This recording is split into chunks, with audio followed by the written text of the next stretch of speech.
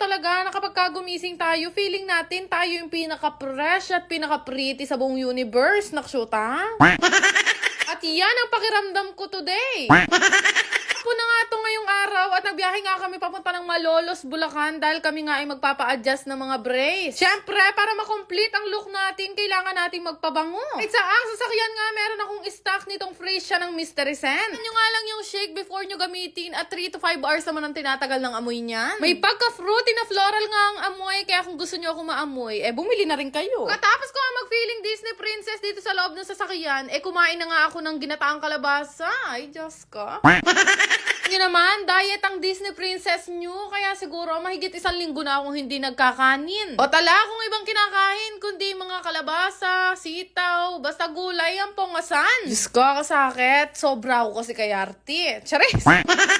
Pinangako ko talaga, pag-uwi namin ng Boracay, talaga naman ang una kong kakainin, buro ang pontilapia, naksyota. Pagkatapos nga namin kumain, bumalik na ulit kami dito sa may dental clinic namin. Kung saan, dito nga yan sa may BHM Dental Clinic. Sikat nga itong dental clinic na to, dito yan sa Malolos, na talaga naman kahit mga celebrity, dito nga nagpapaayos ng ngipin. Dito ko rin nga pinapaayos ang ngipin ng mga kapatid ko, kagaya nga nitong si H2 at si Ditchy Bells. So this time, kaya pinakain ko sila bago ayusan ang ngipin. Dahil magpapabunot nga silang lahat ng kasama ko. Nga nitong bunso kong kapatid, hindi daw masakit, kahit medyo marami daw ibubunutin sa kanya, pero makanya niya gamatay. Alam ko nga yung pakiramdam na ganyan, habang binubunutan ka, napapaisip at napapatanong ka, pa kaya yari, Doc?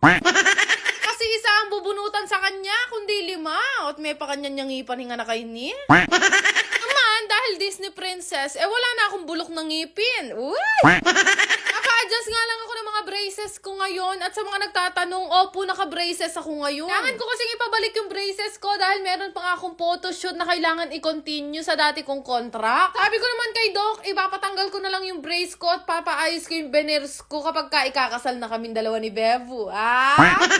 Nuko, menggay kapal yan, lalarit na ka na naman.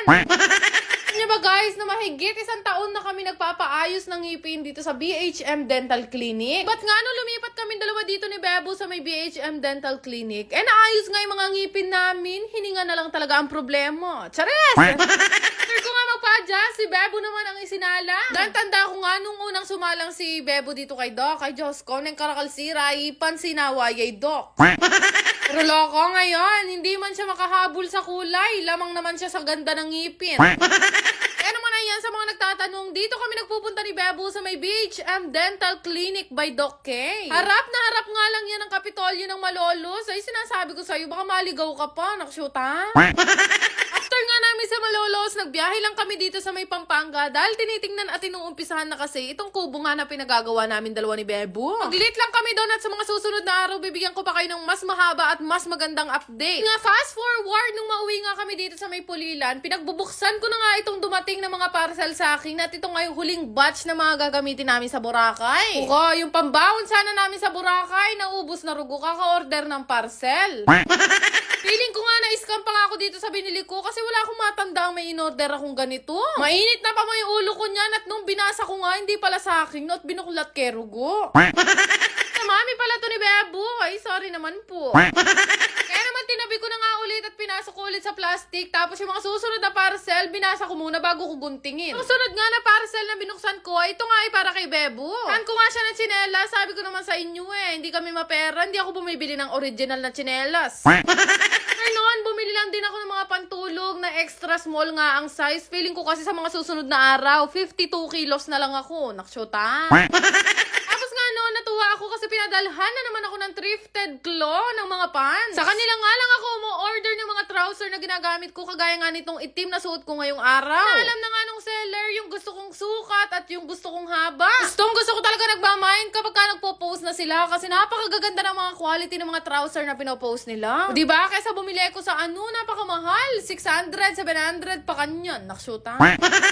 Kasi talaga ang namimili ng mga yan, kaya mga quality at design alam mo talaga na hindi chipipay. Kaya lang Rugo, ang problema, iniisip ko kung paano magkakasya sa akin yung size 24 na waistline na to. Naksyuta. Yan lang naman. Salamat!